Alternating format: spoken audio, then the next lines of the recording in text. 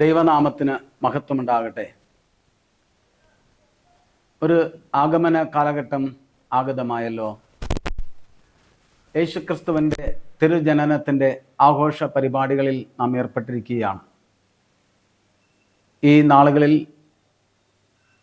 നാം നടത്തുന്ന വചന ധ്യാനങ്ങൾ നമ്മുടെ ജീവിതത്തിന് അനുഗ്രഹമായി മാറട്ടെ.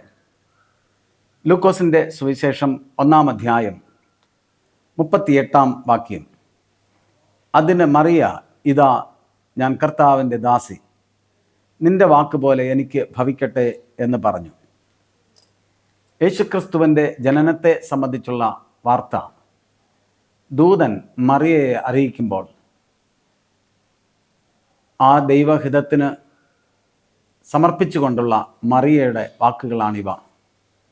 ഇതാ ഞാൻ കർത്താവിൻ്റെ ദാസി, നിന്റെ വാക്കുപോലെ എനിക്ക് ഭവിക്കട്ടെ. ദൈവഹിതത്തിനായി തന്നെ സമർപ്പിക്കുമ്പോൾ അതിൽ ഉണ്ടാകുന്ന നിന്ദയും പരിഹാസവും വേദനയുടെ അനുഭവങ്ങളും മറിയയ്ക്ക് അറിയാം. എങ്കിലും ദൈവഭക്തയായ ദൈവവിശ്വാസിയായ മറിയയ്ക്ക് ദൈവഹിതം നിറവേറ്റാനുള്ള താല്പര്യമുണ്ടായിരുന്നു.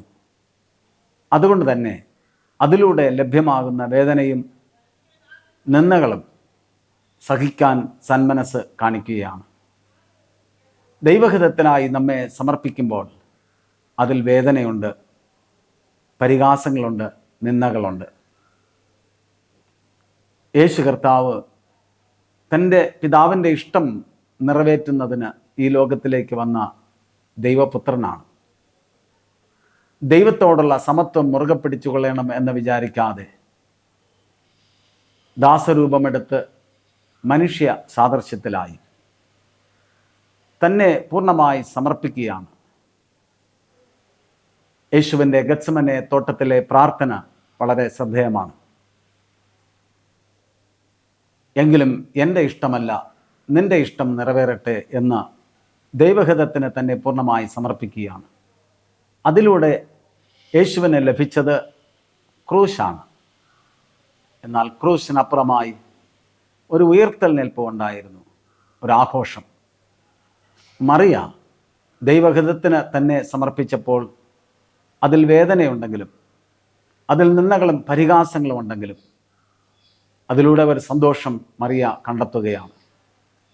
മറിയയുടെ വാക്കുകളിൽ അത് ശ്രദ്ധേയമാണ്. ഇന്നു മുതൽ എല്ലാ തലമുറകളും എന്നെ ഭാഗ്യവതി എന്ന് വാഴ്ത്തും. ദൈവഹിതത്തിനായി സമർപ്പിക്കുമ്പോൾ അതിന് വേദന ഉണ്ടെങ്കിലും അത് കുറച്ച് ദിവസത്തേക്ക് മാത്രമാണ്. എന്നാൽ അതിൻ്റെ ഫലം, അതിൻ്റെ ആഘോഷം തലമുറയോളം നീണ്ടു നിൽക്കും. പ്രിയമുള്ളവരെ, ഈ ക്രിസ്മസ് നാളുകളിൽ ദൈവഹിതത്തിനായി നമ്മെ സമർപ്പിക്കാം. ഒരു പക്ഷേ അതിൽ വേദനകളും നിന്ദകളും പരിഹാസങ്ങളും ഉണ്ടാവാം. എന്നാൽ അതിൻ്റെ ഫലം ഒരാഘോഷമാണ്, സന്തോഷമാണ്. അത് നീണ്ടു നിൽക്കുന്ന ഒന്നാണ്. ദൈവം നിങ്ങളെ അനുഗ്രഹിക്കട്ടെ. ദൈവഹിതത്തിനായി നമ്മെ സമർപ്പിച്ച് നല്ലൊരു ജീവിതം ചെയ്യാം. അതിന് ദൈവം നമ്മെ സഹായിക്കട്ടെ. ആമേൻ.